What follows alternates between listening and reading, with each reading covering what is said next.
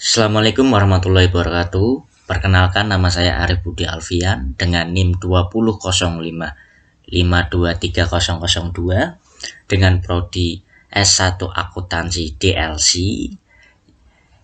dengan Universitas Unisbank atau Universitas Tikubang dengan sekarang yaitu di semester 5. Berikut tugas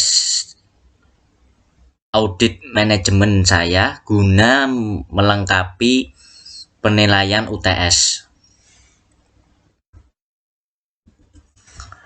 dengan dosen pengampu yaitu Pak Arif Himawan Nugroho.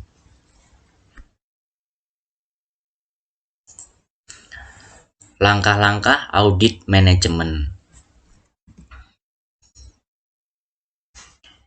Definisi audit manajemen atau audit manajemen audit merupakan evaluasi terhadap efisiensi dan efektivitas operasi perusahaan. Audit manajemen didesain secara sistematis untuk mengaudit aktivitas program-program yang diselenggarakan atau sebagian dari entitas yang bisa diaudit. Aktivitas audit yang dilakukan bertujuan untuk menilai dan melaporkan apakah sumber daya dan dana yang dimiliki perusahaan digunakan secara efisien, serta apakah tujuan dari program dan aktivitas yang telah direncanakan dapat tercapainya dengan tidak melanggar ketentuan atau kebijakan yang ditetapkan perusahaan.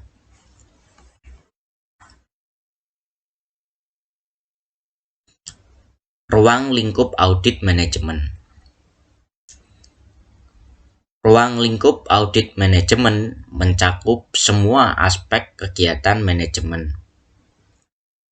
Ruang lingkup ini meliputi seluruh kegiatan atau bagian dari suatu program atau aktivitas yang dilakukan. Periode audit juga bervariasi sesuai dengan tujuan yang ingin dicapai. Sasaran audit manajemen diantaranya adalah kegiatan, aktivitas, program, dan bidang-bidang dalam perusahaan yang masih memerlukan perbaikan atau peningkatan. Perbaikan ini dapat dilihat dari sisi ekonomisasi, efisiensi, dan efektivitas.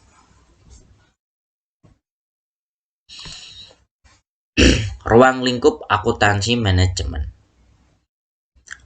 Audit manajemen diarahkan untuk menilai secara keseluruhan pengelolaan operasional objek audit, diantaranya 1. Fungsi manajerial, perencanaan untuk yang A, planning, B, pengorganisasian atau organizing untuk yang C, pengarahan atau actuating untuk yang D, pengendalian atau controlling.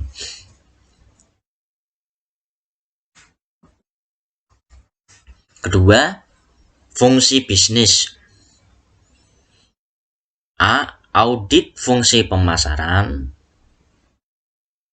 B. Audit fungsi produksi dan operasi. Yang C. Audit fungsi sumber daya manusia. D. Audit fungsi sistem informasi. Untuk yang E. Audit fungsi lingkungan. Dan yang terakhir, yang F. Audit fungsi perpajakan. Langkah-langkah audit manajemen. Yang satu, audit pendahuluan. Audit pendahuluan dilakukan dalam rangka mempersiapkan audit lebih dalam. Audit ini lebih ditekankan pada upaya memperoleh informasi latar belakang tentang objek audit. Beberapa hal yang perlu diperhatikan. A. Pemahaman auditor terhadap objek audit. B. Penentuan tujuan audit. C. Penentuan ruang lingkup dan sasaran audit. D. Review terhadap peraturan dan perundang-undangan yang berlaku pada objek audit. E. Pengembangan kriteria awal dalam audit.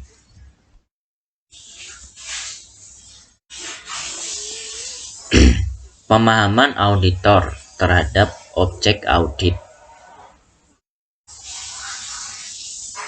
Objek audit meliputi keseluruhan perusahaan dan atau kegiatan yang dikelola oleh perusahaan tersebut dalam rangka mencapai tujuannya. Untuk mencapai tujuannya, objek audit harus menetapkan berbagai program yang pelaksanaannya dijabarkan ke dalam berbagai bentuk kegiatan. Auditor harus memahami tujuan perusahaan dan berbagai program atau aktivitas yang diselenggarakan untuk pemahaman tentang keselarasan tujuan tersebut.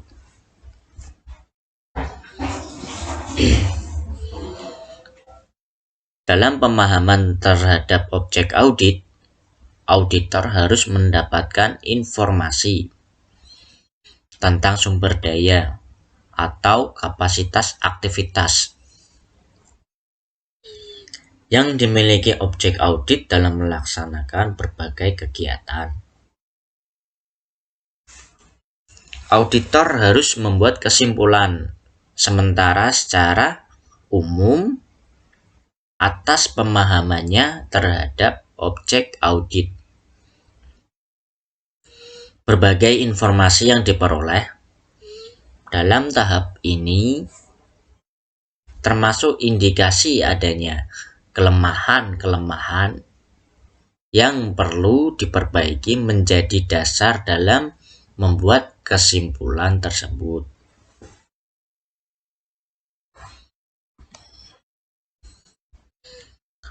Auditor harus mengkomunikasikan dengan atasan pengelola objek atau pemberi tugas audit tentang pemahamannya terhadap berbagai program atau aktivitas objek audit untuk menghindari terjadinya kesalahpahaman.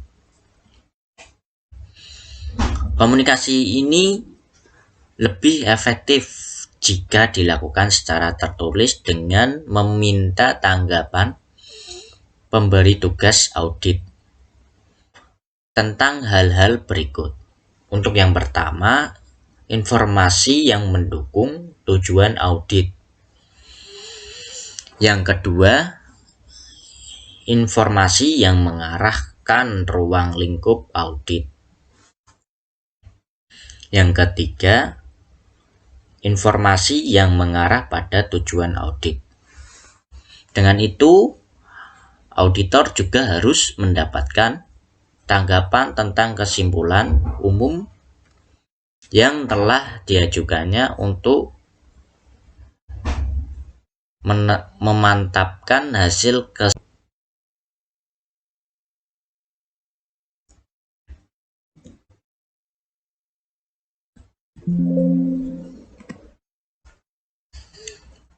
Penentuan tujuan audit.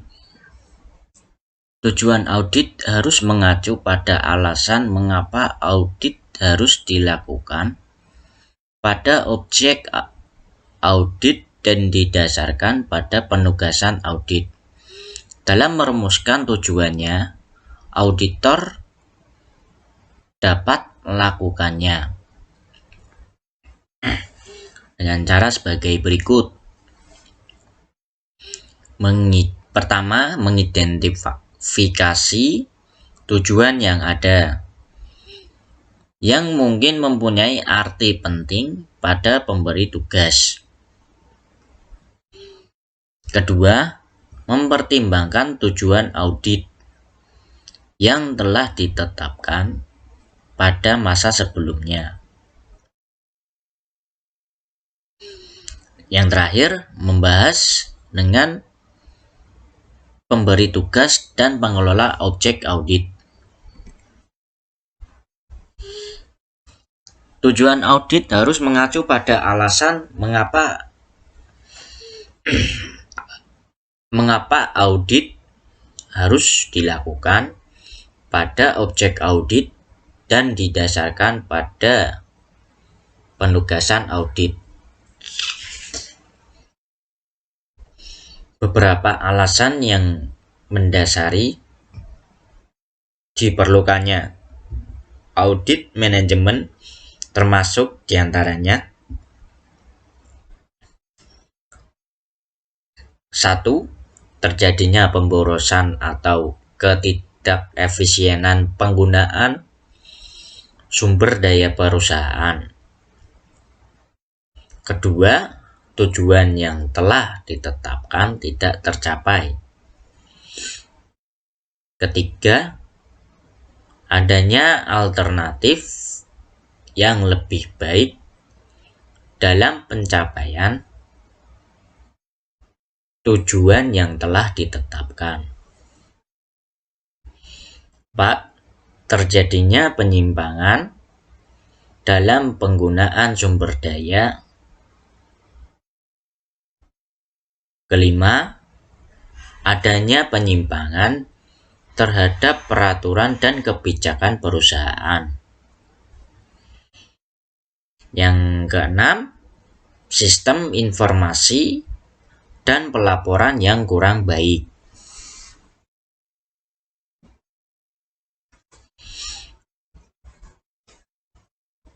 Dalam penentuan tujuan audit, auditor harus memperkirakan dan mengatur dengan cermat apakah pertama, sarana dapat atau memungkinkan untuk diaudit.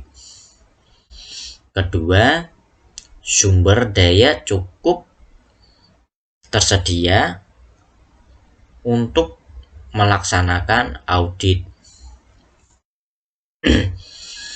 Dan yang ketiga, waktu pelaksanaan tersedia harus cukup untuk audit.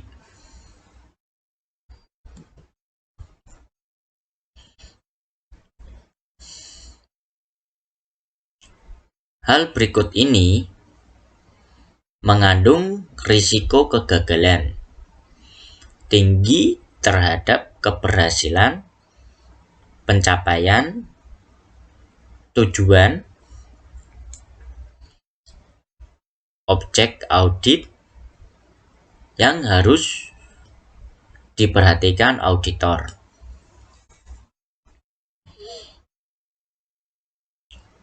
Yang pertama, tujuan objek audit yang beraneka ragam dan tidak konsisten. Kedua, tujuan objek audit yang kurang jelas. Ketiga, kegiatan objek audit yang rumit dan kompleks. Keempat, pengendalian yang lemah. Kelima, perubahan yang tidak terancam dengan perputaran karyawan yang tinggi. Keenam, perubahan lingkungan objek audit.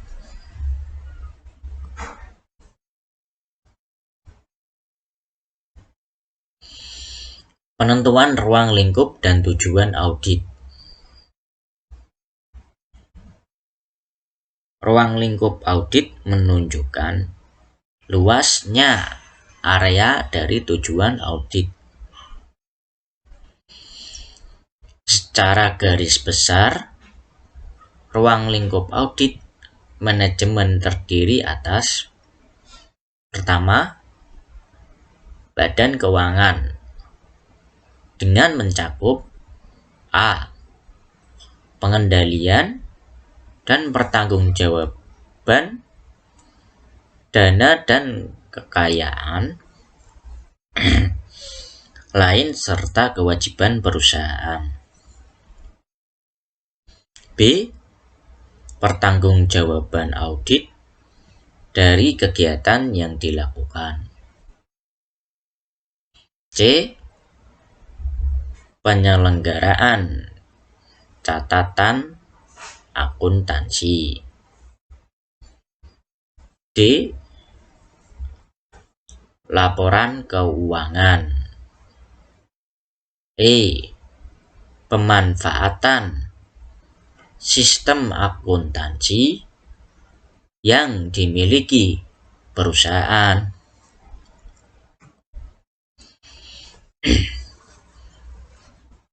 Kedua, ketaatan kepada peraturan dan kebijakan perusahaan dengan mencakup A. Kesesuaian pelaksanaan program berkaitan dengan peraturan dan kebijaksanaan perusahaan, dengan itu berkaitan dengan program tersebut. Yang B.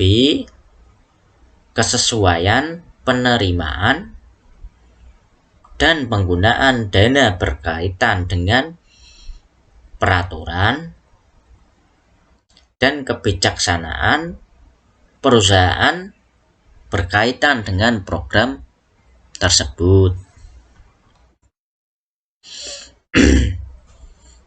3. Ekonomisasi. Ekonomisasi menekankan pada bagaimana setiap kegiatan dalam objek audit mengelola dana yang dimiliki objek audit dalam memperoleh hasil yang lebih besar dan alternatif pelaksanaan kegiatan dalam mencapai tujuan dengan biaya yang lebih rendah.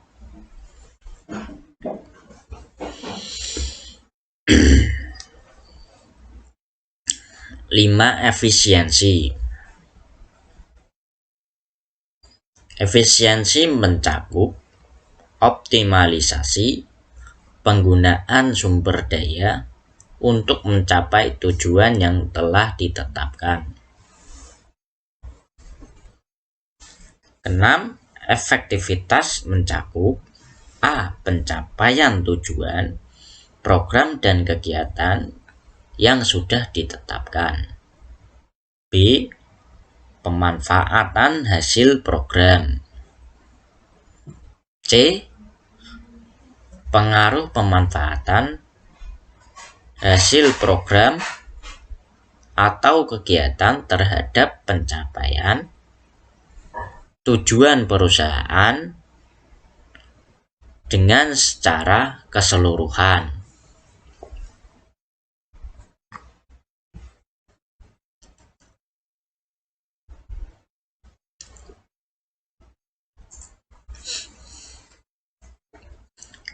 Review terhadap pengendalian manajemen. Fungsi pengendalian ditujukan sebagai upaya perusahaan dalam mengoptimalkan penggunaan sumber daya, memotivasi karyawan untuk melaksanakan peraturan dan kebijaksanaan perusahaan, dan mencegah terjadinya pelanggaran atau penyimpangan dalam pencapaian tujuan.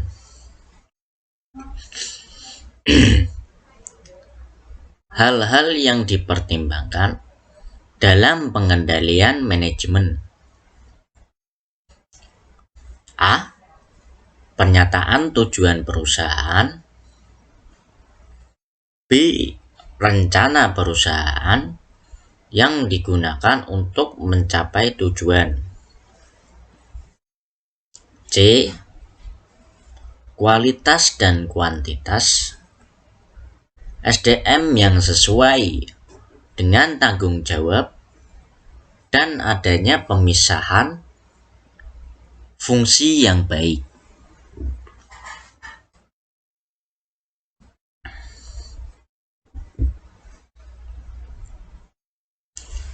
A. Sistem review yang efektif.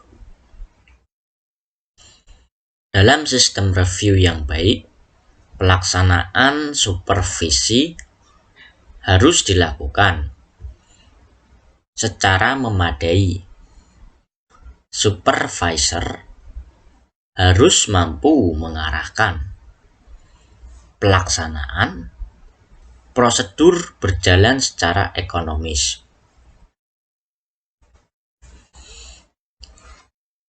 efektif, dan efisien sesuai dengan kebijakan yang telah ditentukan.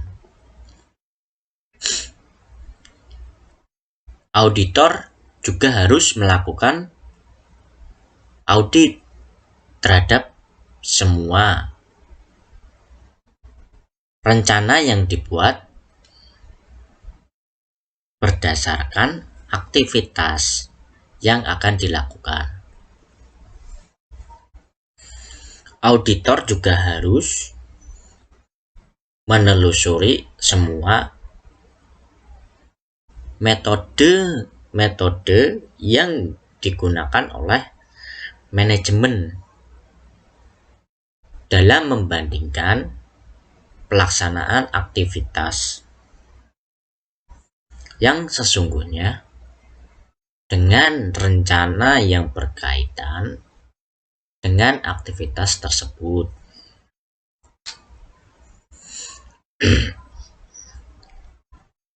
Auditor harus menilai sifat dan efektivitas metode review dan pelaporan internal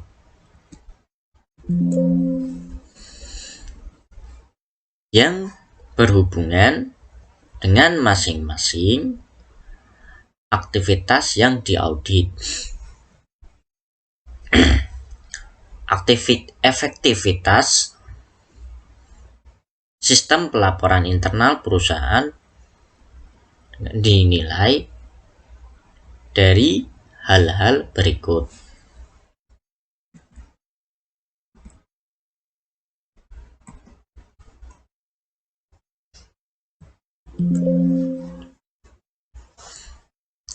Yang pertama, apakah sistem pelaporan yang dimiliki dapat memberikan informasi mutakhir yang dibutuhkan oleh pejabat-pejabat yang bertanggung jawab untuk kepentingan tindakan manajemen.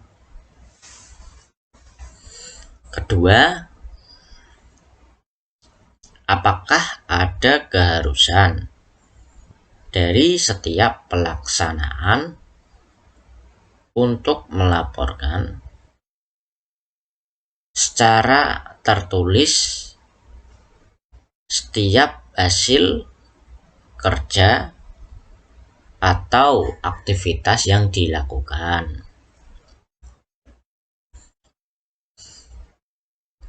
Apakah laporan disusun berdasarkan data dan informasi yang benar dan tepat waktu?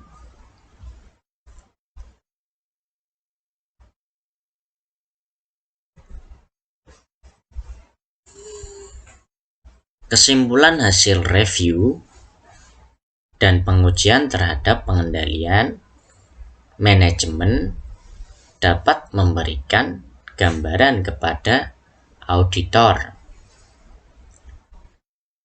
tentang yang pertama, kendala sistem pengendalian manajemen perusahaan dalam memandu operasional yang berlangsung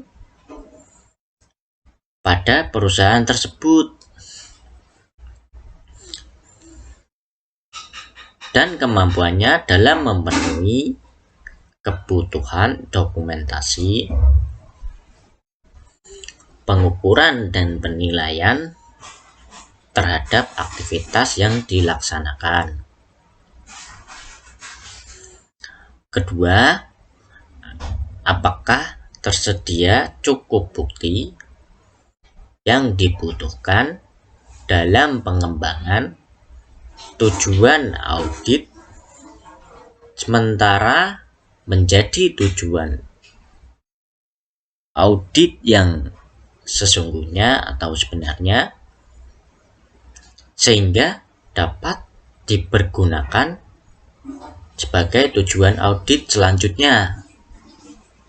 Tapi jika tersedia cukup bukti pengembangan tujuan audit sementara tidak dilanjutkan. Yang ketiga, langkah kerja yang dilaksanakan selanjutnya untuk memudahkan program audit lanjutan guna mengetahui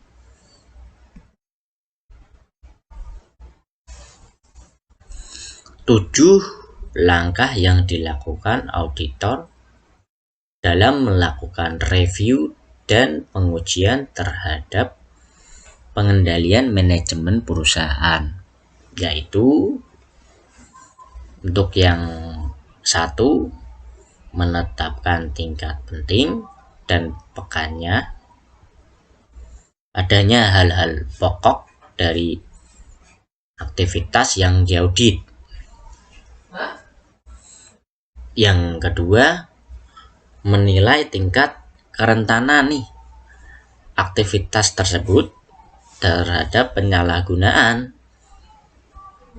sumber daya.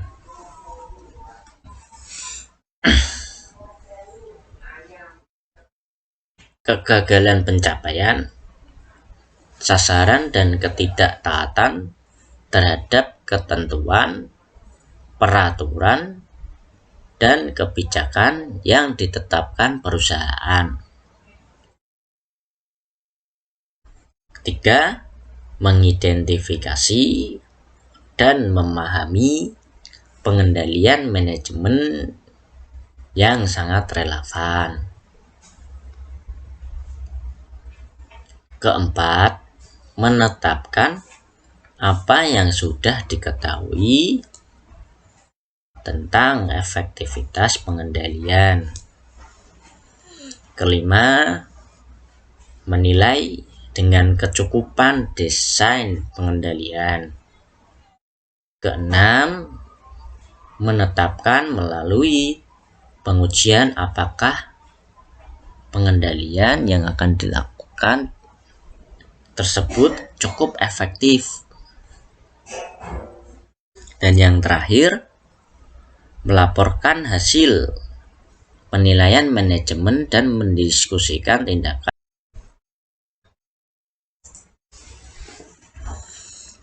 Tiga, audit lanjutan.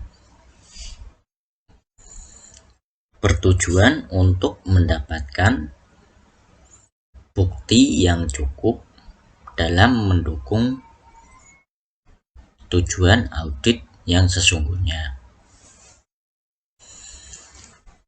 yang ditetapkan berdasarkan hasil review dan pengujian pengendalian manajemen. Langkah-langkah audit dalam tahap ini meliputi mengumpulkan tambahan informasi, latar belakang objek audit yang diperlukan. Kedua, memperoleh bukti-bukti yang cukup relevan, cukup material, dan cukup kompeten. Membuat ringkasan atas bukti yang telah diperoleh oleh mengelompokkannya ke dalam kelompok kriteria, penyebab, dan akibat. Yang terakhir, pengembangan dalam audit lanjutan.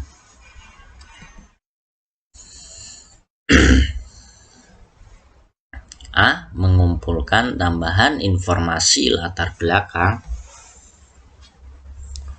objek audit yang diperlukan. Menekankan pada usaha untuk mendapatkan data yang lebih lengkap. Dalam menganalisis aktivitas yang diaudit sebagai dasar pembuatan kesimpulan audit.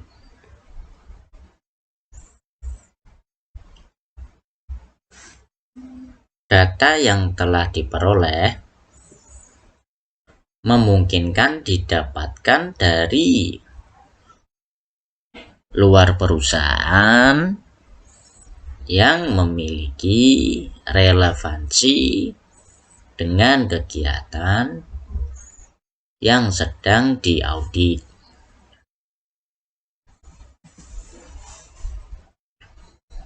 B. Memperoleh bukti.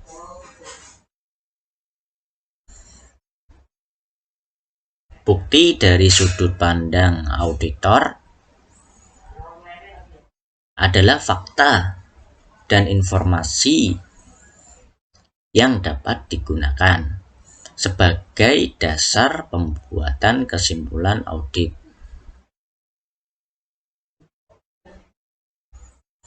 Dalam proses audit, auditor harus dapat menganalisis dan menentukan fakta dan informasi yang relevan dan berkaitan dengan tujuan audit. Tujuan dalam perolehan bukti adalah untuk menentukan bahwa yang satu, kriteria atas kegiatan yang diaudit sudah sesuai dan dapat diterima. Kedua, terdapat pelaksanaan yang menyimpang.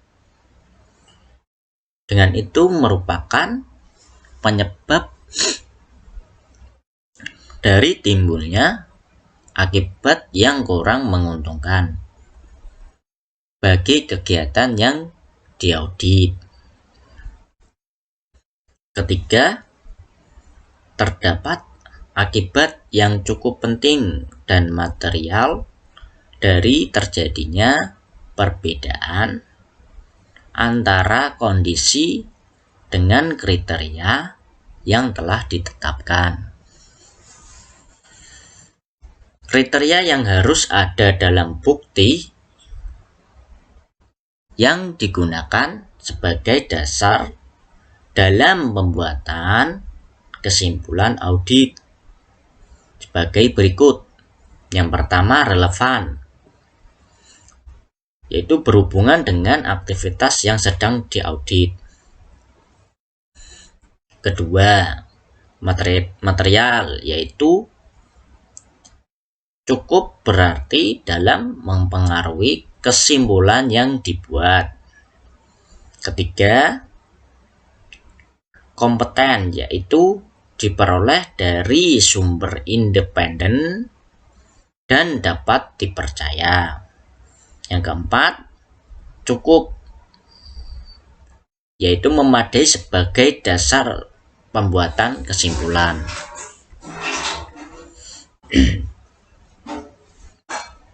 C. Membuat ringkasan dan mengelompokkan bukti. Bukti-bukti yang telah diperoleh dalam audit kemudian diringkas dan dikelompokkan sesuai dengan elemen tujuan audit yang meliputi kriteria, penyebab, dan akibat. Bukti-bukti yang masuk dalam kelompok kriteria adalah keseluruhan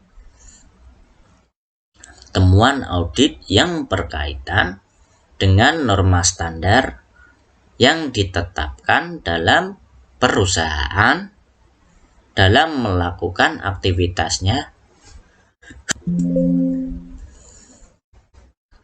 Seringkali auditor menemukan bukti-bukti yang sudah tidak relevan dalam mendukung operasional perusahaan karena sudah berkembang suatu metode operasi yang lebih mutakhir yang dapat meningkatkan ekonomisasi, efisiensi operasi, yang efektivitas dalam mencapai tujuan.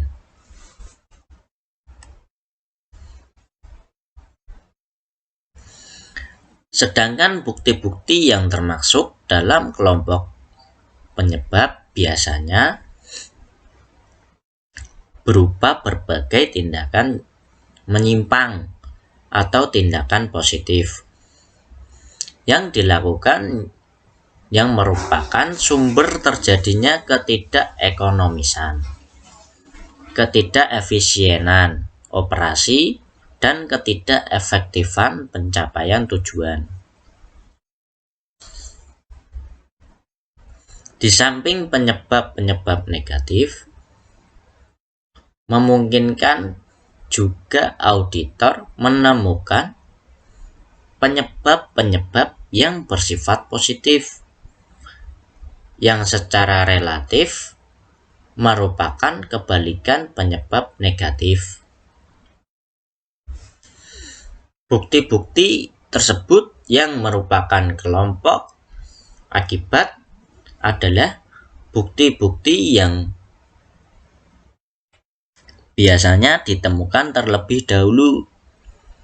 Seperti bukti-bukti ini adalah hasil pengukuran antara penyebab yang terjadi antara kriteria berhubungan dengan penyebab tersebut. Bukti-bukti dapat sebagai dampak dari berbagai permasalahan yang terjadi pada urusan audit.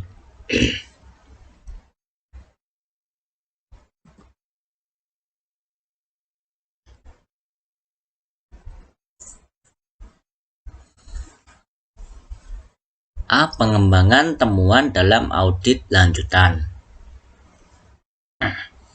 Pengembangan temuan merupakan pengumpulan dan sintesa informasi khusus yang bersangkutan dengan program atau aktivitas yang diaudit,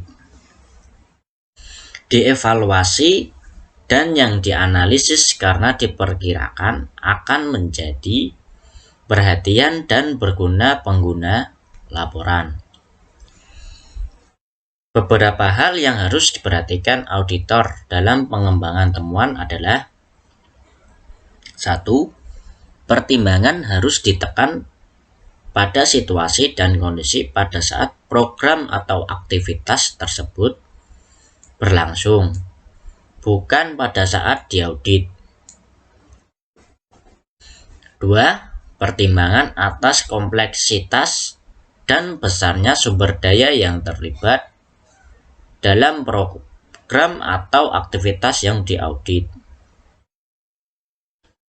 Ketiga, auditor harus secara jujur dan objektif berdasarkan pertimbangan profesionalnya melakukan analisis terhadap temuan-temuan yang diperoleh pada saat audit dan menghindari pengungkapan kelemahan-kelemahan yang terjadi secara tidak logis.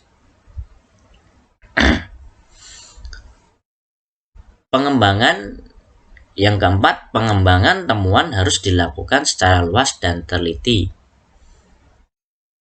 sehingga bisa menjadi bagi pembuatan kesimpulan dan rekomendasi secara jelas dan tepat kepada pihak yang akan diaudit.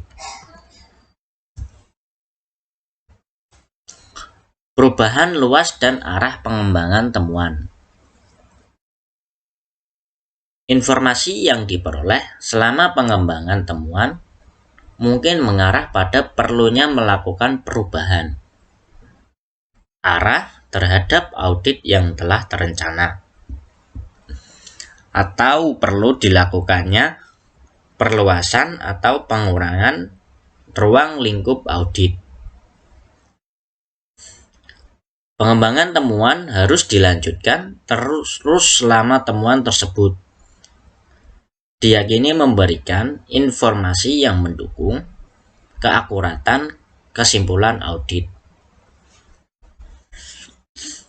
Namun jika temuan yang diperoleh tidak memberikan informasi yang mendukung keakuratan kesimpulan audit, tidak begitu penting dan hanya sedikit informasi yang bisa didapatkan, maka auditnya harus dihentikan. Jika auditor menemukan adanya kelemahan atau kekurangan yang penting pada program atau aktivitas yang diaudit, maka auditor harus segera menyusun rencana pengembangan semua aspek yang berhubungan dengan masalah tersebut. Beberapa langkah dalam pengembangan temuan meliputi: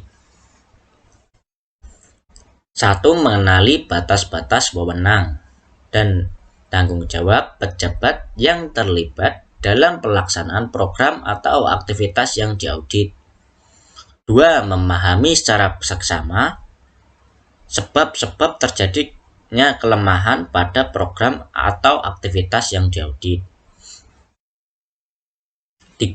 Tentukan apakah kelemahan tersebut merupakan kelemahan yang berdiri sendiri atau tersebar luas pada berbagai program aktivitas yang lain.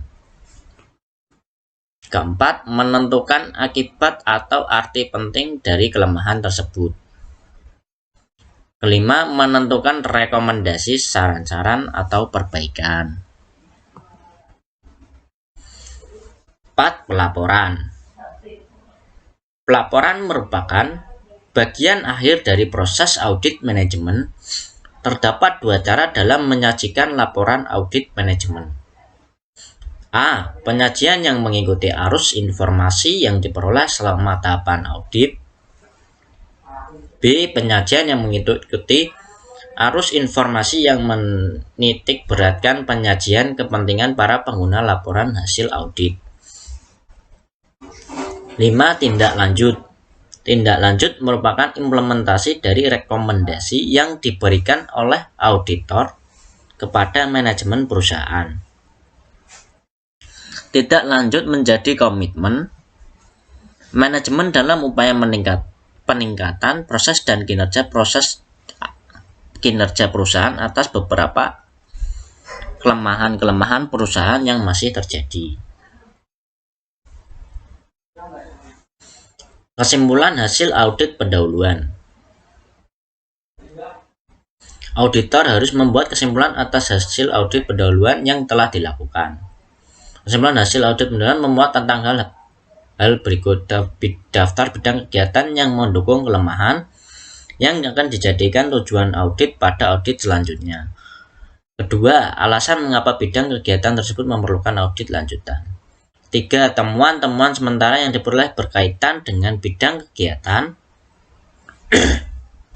yang termasuk dalam daftar bidang atau kegiatan yang masih mengandung kelemahan berdasarkan kriteria yang ditetapkan. 4. Rekomendasi sementara yang diajukan untuk memperbaiki kelemahan-kelemahan yang ada. Kelima, tindakan-tindakan perbaikan yang sudah dilakukan objek audit berdasarkan rekomendasi sementara yang diberikan auditor sebelumnya. Bukti-bukti yang perlu diperoleh pada audit selanjutnya berkaitan dengan tujuan audit sementara yang telah ditetapkan. Manfaat audit manajemen. Berikut adalah beberapa manfaat manajemen audit menurut Tunggal 2003/14, yaitu: pertama, memberi informasi operasi yang relevan dan tepat waktu untuk pengambilan keputusan. Kedua, membantu manajemen dalam mengevaluasi catatan laporan-laporan dan pengendalian. Ketiga, memastikan ketaatan terhadap kebijakan manajerial yang ditetapkan, rencana-rencana, prosedur, serta persyaratan peraturan pemerintah. Keempat, mengidentifikasi area masalah potensial pada tahap dini untuk menentukan tindakan preventif yang akan diambil. 5. Menilai ekonomisasi dan efisiensi penggunaan sumber daya termasuk memperkecil pemborosan. 6. Menilai efektivitas dalam mencapai tujuan dan sasaran perusahaan dengan ditetapkan. Ketujuh, menyediakan tempat pelatihan untuk personel dalam seluruh operasi perusahaan. Sekian presentasi dari saya, Arif Budi Alfian. Bila ada salah kata atau salah ucapan atau dengan salah tampilan layar, mohon maaf. Sekian, terima kasih.